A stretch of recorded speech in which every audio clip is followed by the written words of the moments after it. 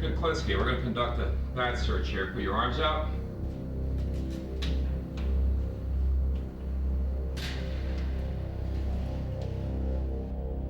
On May 25, 1988, Richard KUKLINSKI was convicted of multiple murder and sentenced to life imprisonment. This ended 30 years of cold-blooded killing by a master criminal police called the Iceman. Richard KUKLINSKI is one of the most dangerous criminals we have ever come across in this state. He murdered by guns, he murdered by strangulation, he murdered by putting poison on victims' food. He did all of this at the same time while exhibiting a normal, placid family existence. His wife, his children were uninvolved in his criminal activities. Yet, we are faced with evidence, convicting evidence of numerous grisly murders.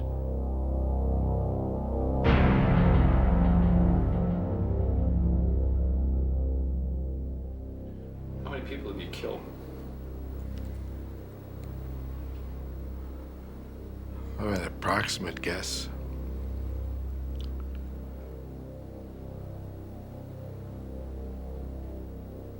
Approximate, we'll go with more than 100.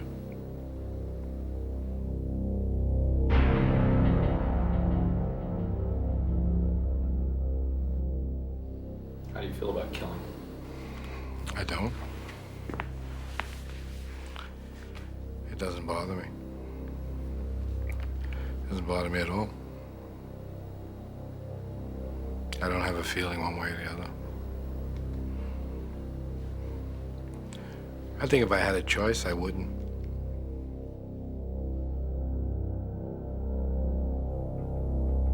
The following program is based on 17 hours of an interview conducted under maximum security at Trenton State Prison. Law enforcement officials allowed our cameras unprecedented access in an attempt to uncover details of various unsolved crimes. It was also hoped that the interview would help to penetrate the mind of Richard KUKLINSKI, a mind made for murder. Richard, when you were on the streets, what kind of weapons did you use? When I was out on the street to do something, I carried 3 guns and a knife. I had a Derringer in each pocket.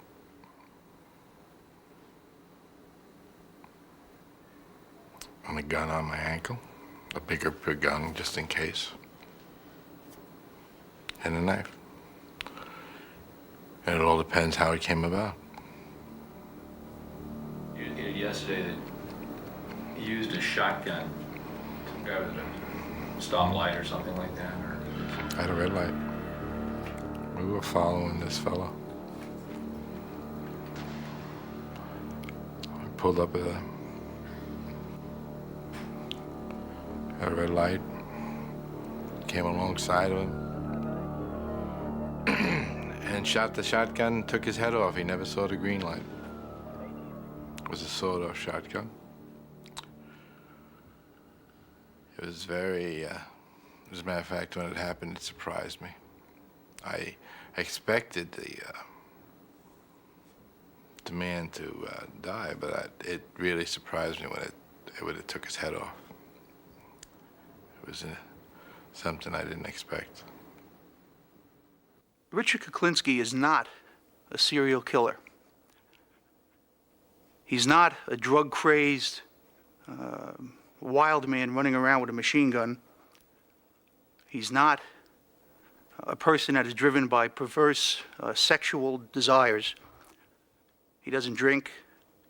He doesn't gamble. All of these things, which many persons that are involved in killing and murders often are motivated by. Richard KUKLINSKI, instead, is nothing more than a predator on human beings. His motivation is greed, and his method of murder is very varied and very extreme. Richard, I understand that you're an expert at the use of cyanide. How many times did you kill with it? Quite a few. What's the different ways you use cyanide? You could put it in liquid form. You could, person could say, for instance, a person could be in a bar. You bunk into them, possibly by mistake, or say you were intoxicated, spill the drink on them, and leave. Everybody just looks around, thinks you were drunk or that you just had an accident or something, and meanwhile, it's soaking through their clothes into their pores and into their system. And eventually, they'll die. I've been in a restaurant where we were eating, and the guy went to the bathroom. And while he was in the bathroom, we put a little boost in his food. And he was rushed to the hospital after that. And he died. And they buried him. I'm not exactly sure what they attributed his death to. But, you know, it wasn't homicide. Somewhere, and I don't know where, he picked up on cyanide poisoning as being a good way, a good, quick way to kill somebody. It's such a good way to kill somebody that that's the gas that's used in gas chambers. I mean, cyanide in a gas form, which is similar to cyanide in a being eaten form, kills very quickly. It kills faster than arsenic, faster than strychnine, and it's hard to detect if it isn't specifically looked for. He murdered, sometimes months apart, years apart. He used different methods. He would go so far as to plan in his crimes the actual deceit of law enforcement. By that I mean he would on occasion murder someone, cut their body, wrap them in layer after layer of plastic bags and material, and then deposit the body many, many miles from the murder scene. What is it to dispose of something? You throw it away. You throw it anywhere. It all depends if you don't want it found or if you want it found. If you want it found, it doesn't matter, you just leave it there. If you don't want it found, you could take it somewhere. You could bury it. You could put it in a big drum. You put it in the trunk of a car and have it crushed.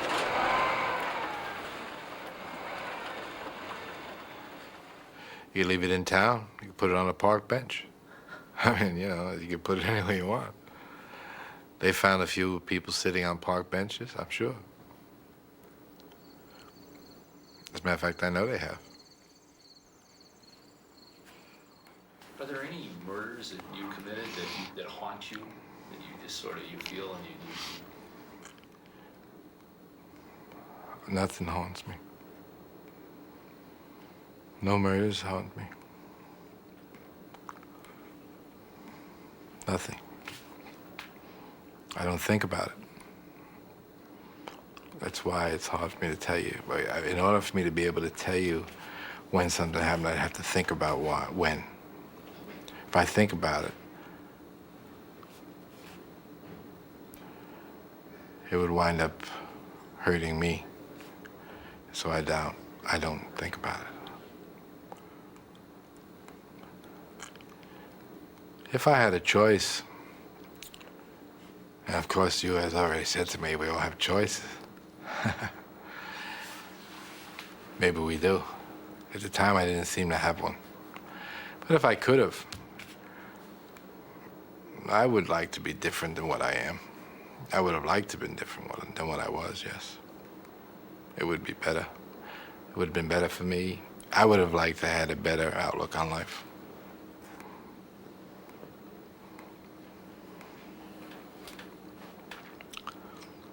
But I can't change yesterday.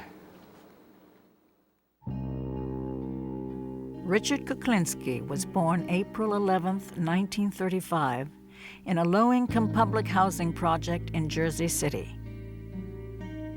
His father was a brakeman for the railroad, and his mother worked in a meatpacking plant. I didn't like my father, as he would beat me just because he felt like it, to get my attention, I guess. He would think nothing of coming in and smacking you know, basically. He'd just come in and give you a whooping for no reason whatsoever. And my mother was cancer. She would destroy everybody.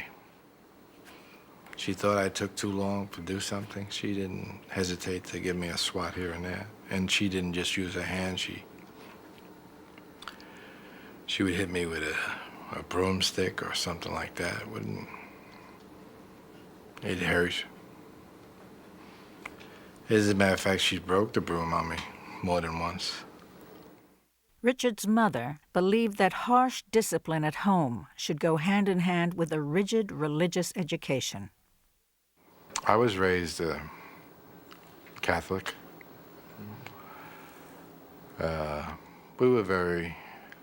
She was strict as far as the religion goes. I went to...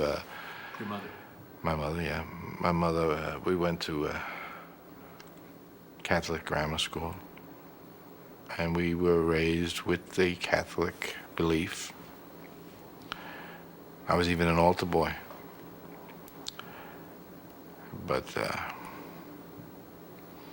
during the course of my life, I don't really believe it. It's just the way it happened. Didn't mean it to happen that way, but it just happened that way. When his father abandoned the family, Richard, a skinny, timid young teenager, was left to fend for himself. He was an easy target for street gangs, but by the time he was 16, things began to change. When I was a young man, I found out that if you hurt somebody, they'll leave you alone. Good guys do finish last. When I tried to leave everybody alone, just do my own thing, everybody just wanted to hurt me. Until one day I just decided, well, I've had enough of this picking. And I went upstairs and I took a bar, which the clothes used to hang on in the closet. And I went back downstairs, and there were like 6 young men still figuring they were gonna mess with my head, and we went to war. To their surprise, I was no longer taking the beating. I was giving it. And that's when I learned that it was better to give than to receive. I've been known to hurt people for no reason. If you check out my background as I came up, I could be anywhere, and if somebody humiliated me, I would think nothing of hitting them with a cue stick. In an instant. And the only thing they might have done was made me feel bad or challenge my authority at the time. Kuklinski's reputation as a tough guy with a hair-trigger temper grew. By the time he was 18, the abused had become the abuser. It wasn't long before he committed his first murder. I got into a fight in a bar. We got into an argument, a fight. And I hit him with a cue stick.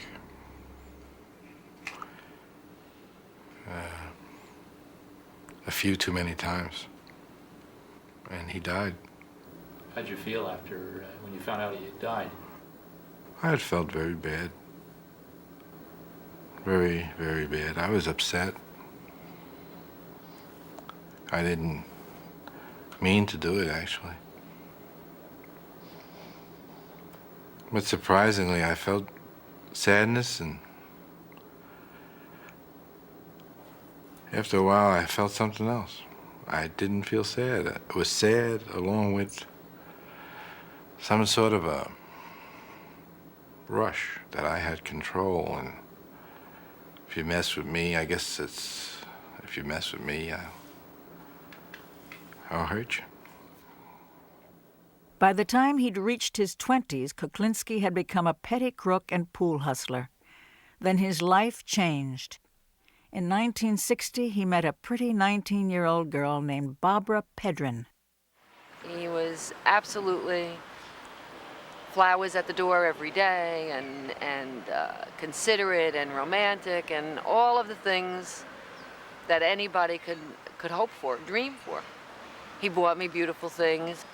We went fun places. He was happiest when we were together. He was happiest when just he and I were together. He and Barbara had 3 children.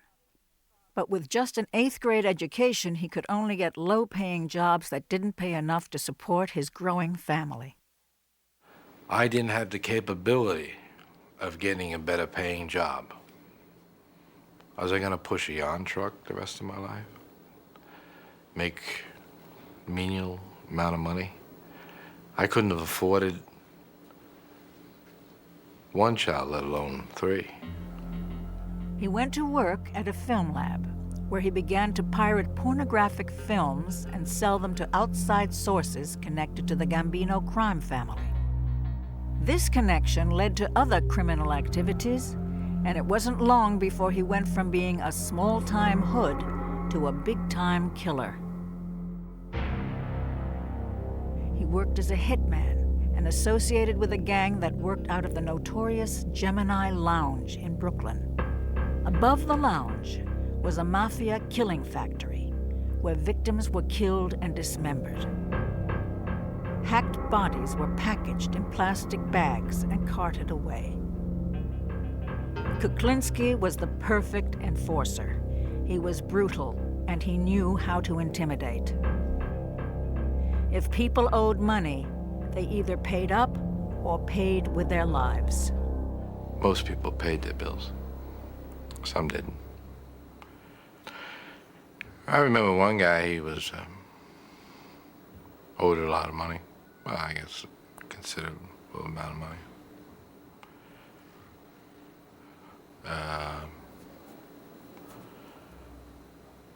He hid behind, he thought he could hide behind a door.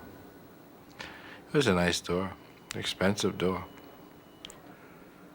Anyway, most people don't realize that when you come to answer a door, if there's light in the background, the person on the outside can look through the peephole and see the guy coming to the door. So he came to the door, I asked who it was, and he looked through the peephole. And he never saw what hit him. For Richard Kuklinski, murder had become a way of life, and the macabre became the commonplace. Did you ever use a chainsaw? I mean, To cut someone up? Yes. I've done that. To dismember them, yes. Not to kill them, no. what was it like to cut somebody up with a you know, even though the guy was dead? How did it feel to cut some guy up with a chainsaw? I didn't have any feeling one way or the other. That just happened. That's the way it had to be. Messy. Yes. Yes, it was. Did it make you sick? No. I've had requests where the guy wanted the guy's tongue cut out. And he also wanted his tongue put in his rear end. So I believe there was a definite point he wanted to get across.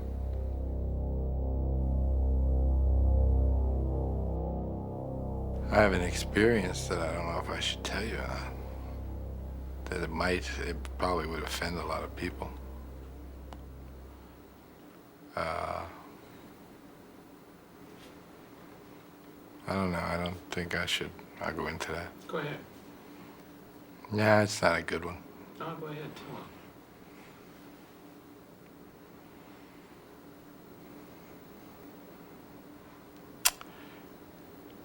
There was a man, he was begging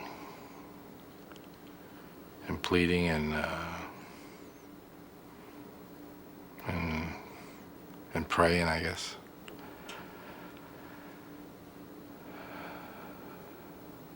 And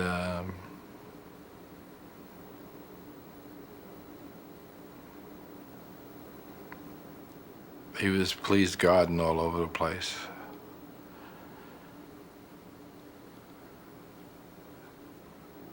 So I told him he could have a half hour to pray to God. And if God could come down and change the circumstances, he'd have that time.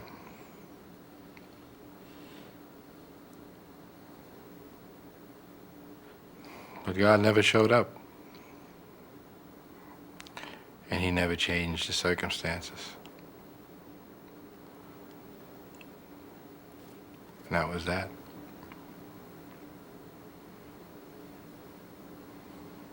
It wasn't too nice.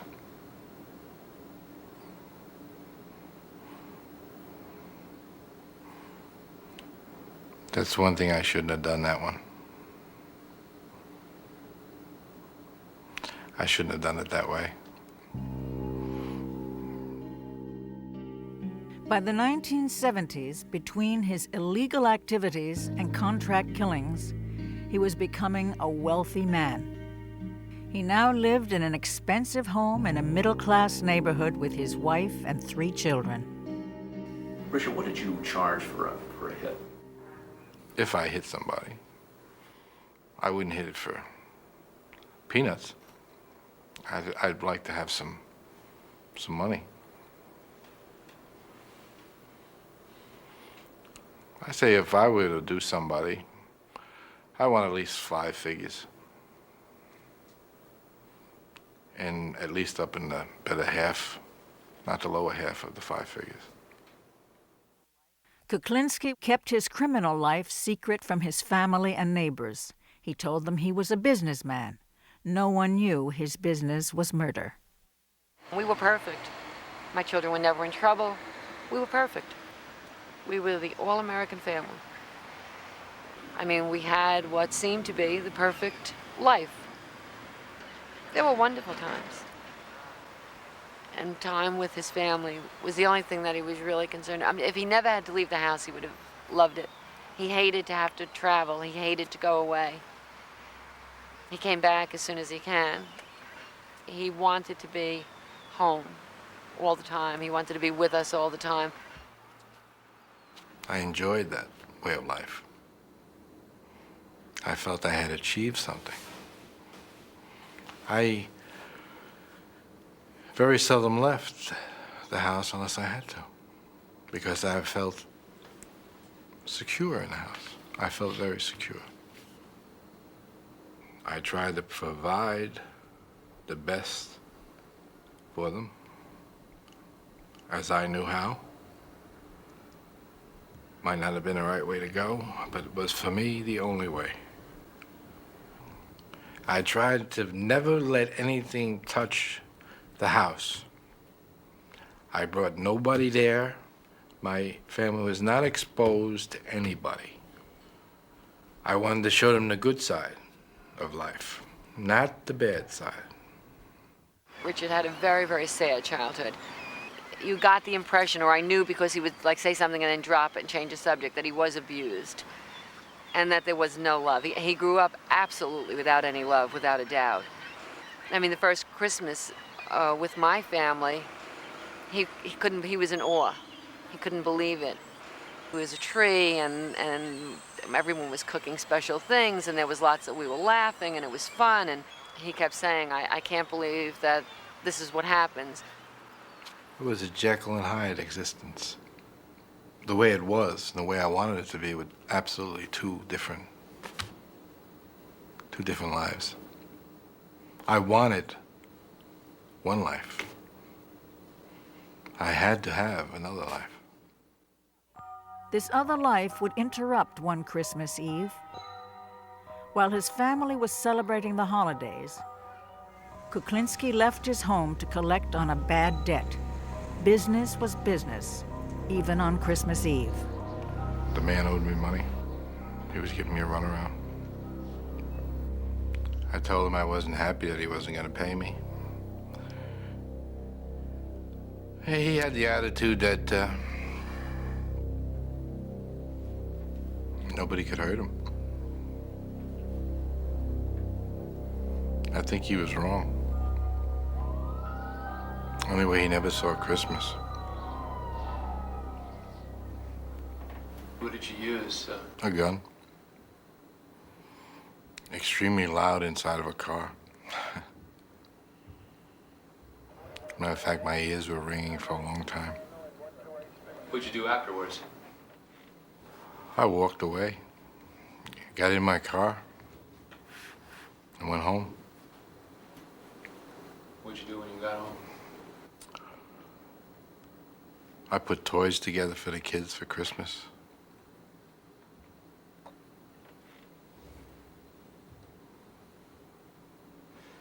I saw the broadcast while I was putting the toys together. It came down.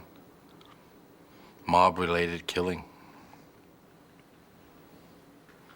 That was the first time I knew I was mob-related.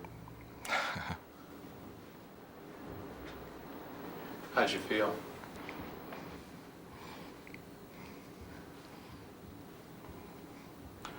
I was annoyed I couldn't get the damn wagon together. I never questioned him, and you just knew, don't do it, don't ask. If he got up at 2 o'clock in the morning or during dinner and put on his shoes and walked out the door, you said bye. You didn't say, where are you going or why are you going? And it was just understood that that's the way it was. He was very private. You only knew what he wanted you to know. By the 1980s, after 25 years of working as a hitman for the mob, Richard Kuklinski became the head of his own crime ring. He developed new ways to profit from murder. The case of Paul Hoffman was typical of the way he operated. On the afternoon of April 29, 1982, Hoffman arrived at a warehouse leased by Kuklinski. Like numerous victims of the Iceman, he had been set up for a phony business deal. Paul Hoffman was a pharmacist, and he was looking for a quick buck. He was out to purchase a drug called Tagament, which was at the time a wonder drug for ulcers. And he felt that if he could purchase a large quantity of this Tagament at a very low price, that he could indeed make a huge profit on that. And that was the alleged deal that he had with Richard Kuklinski. When Paul Hoffman showed up to buy the Tagament, he was carrying $25,000 in cash. He took the bag, door opened it, showed me a whole mess of money, a whole mess of cash. He said, look, I got the money right here, there it is. And he came back. He says, what are we gonna do? What are we gonna do? Well, how am I gonna get this merchandise?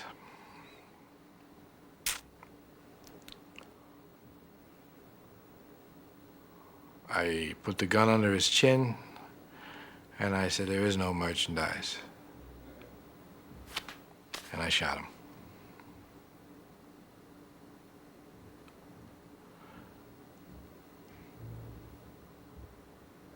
He didn't die. The gun jammed. He was gurgling. I had hit him. It was, blood was pouring out of his mouth. And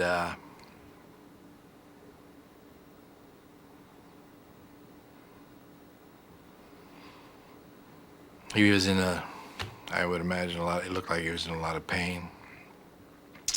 So there was a tire iron there. I took the tire iron and hit him with it, which knocked him out. And he died. I then took him and put him in a 50-gallon drum, put it on the side of a motel.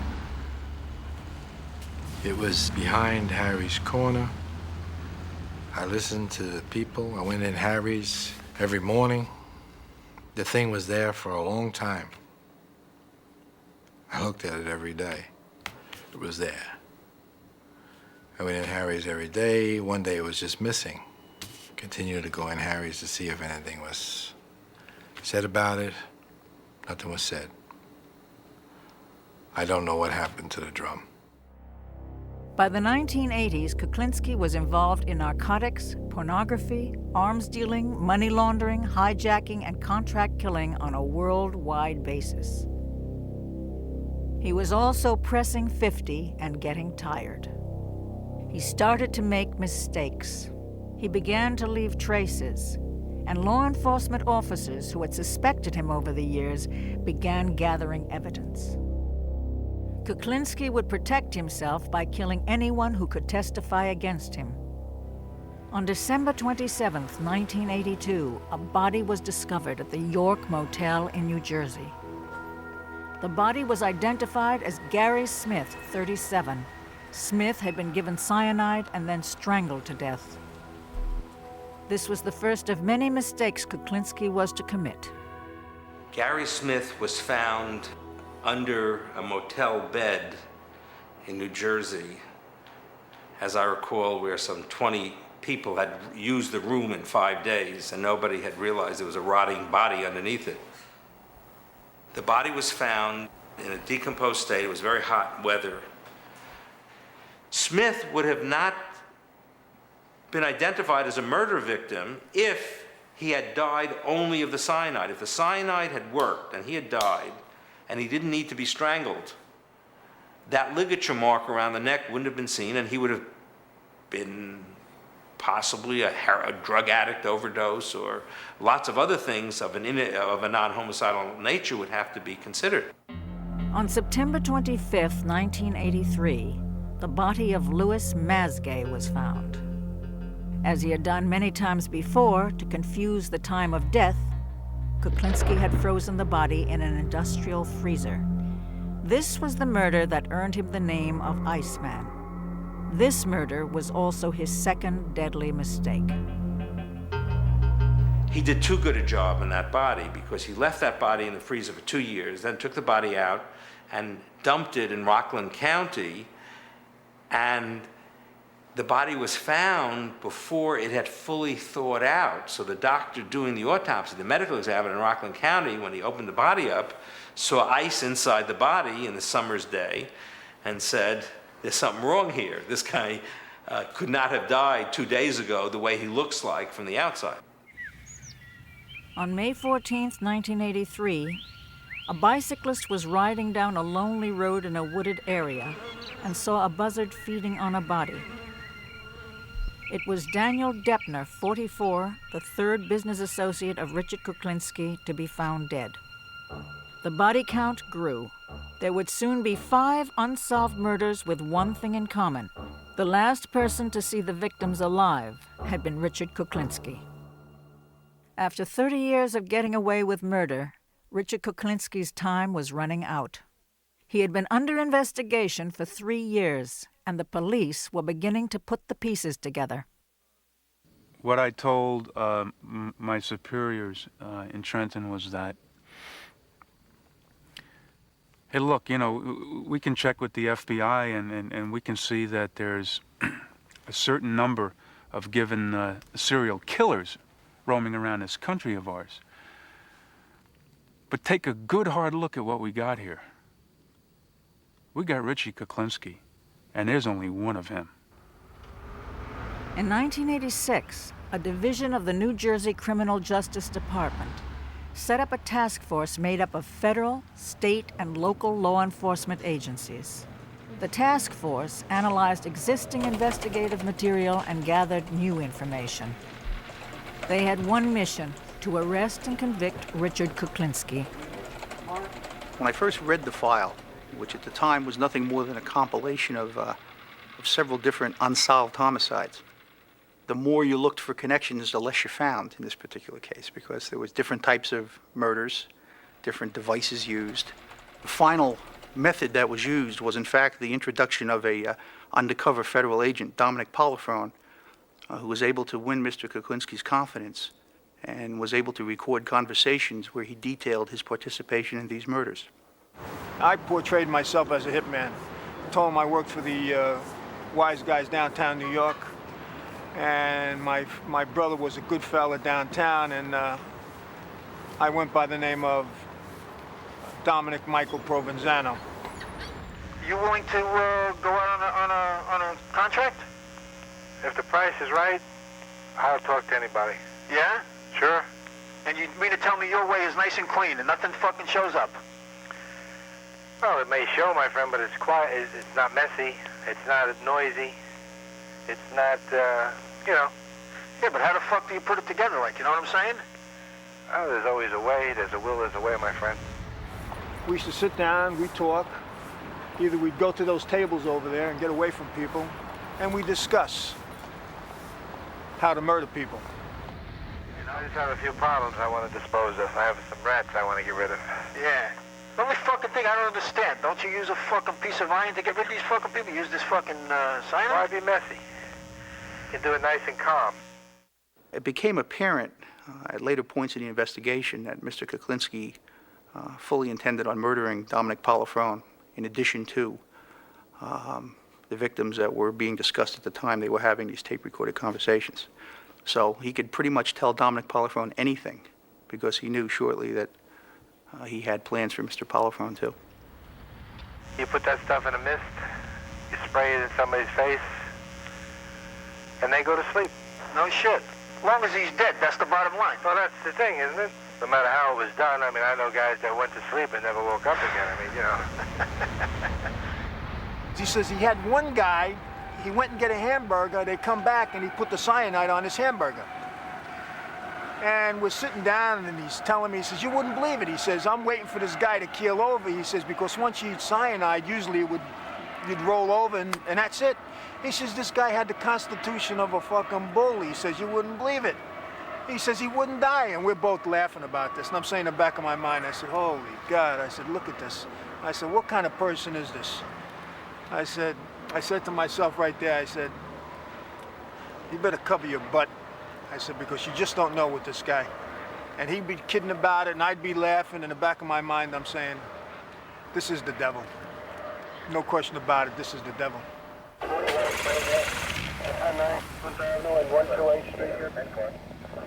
On December 17, 1986, the Special Task Force set up a roadblock and arrested Richard Kuklinski outside his home in Dumont, New Jersey. They felt they had all the evidence they needed for a conviction. The whole road was blocked off with cops. Local police, state police, Division of Criminal Justice investigators, county personnel. There was no place for him to go, so he stopped his car. He was told to get out of the car, and he did not. So he was taken out of the car, and he was placed face down on a street in a position where we thought we were safe. And then I handcuffed him. That guy's big. I did everything I could to get one click on the handcuffs.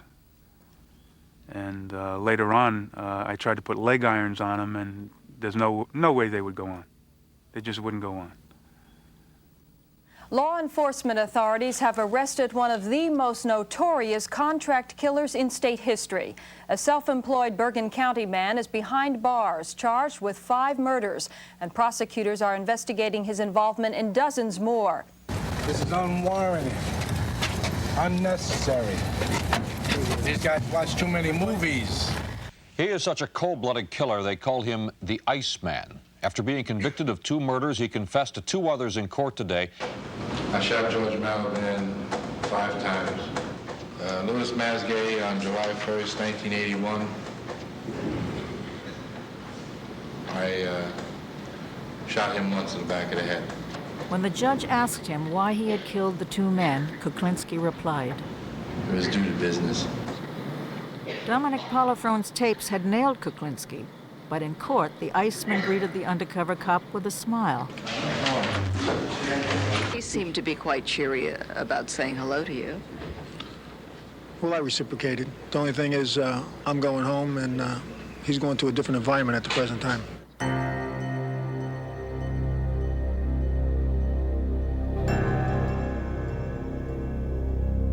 It wasn't real to us. We just had a hard time dealing with what was in the press.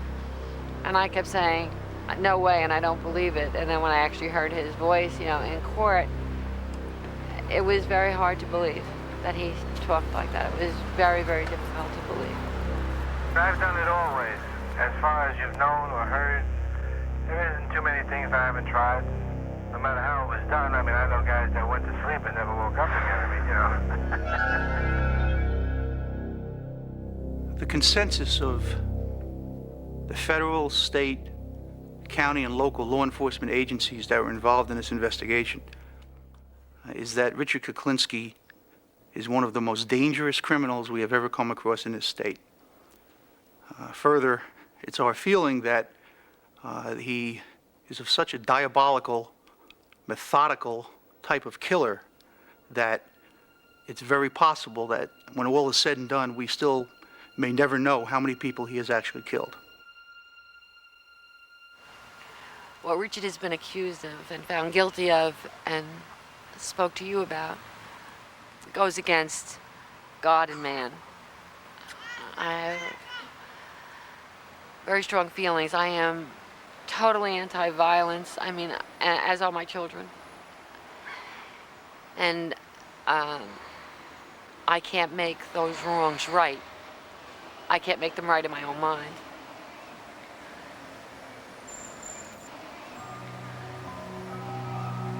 We are Richard Kuklinski's family, and we aren't ourselves anymore.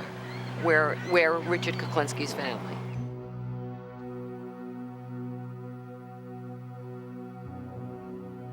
I've never felt sorry for anything I've done other than hurting my family. The only thing I feel sorry for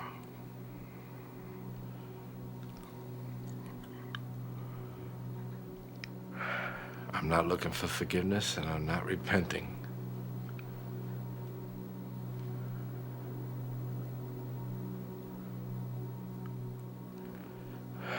No, I'm wrong.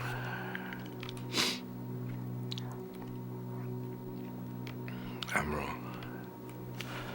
I do want my family to forgive me. Oh, boy.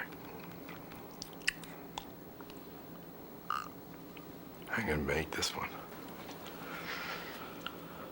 Oh, shit.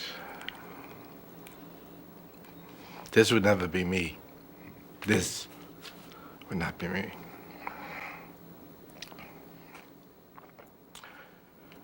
I feel for my family.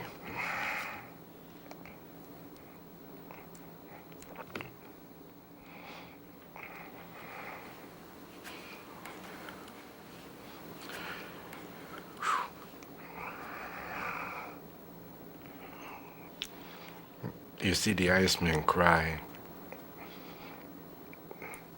Not very macho.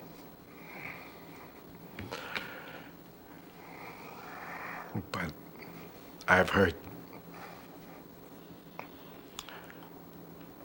people that mean everything to me.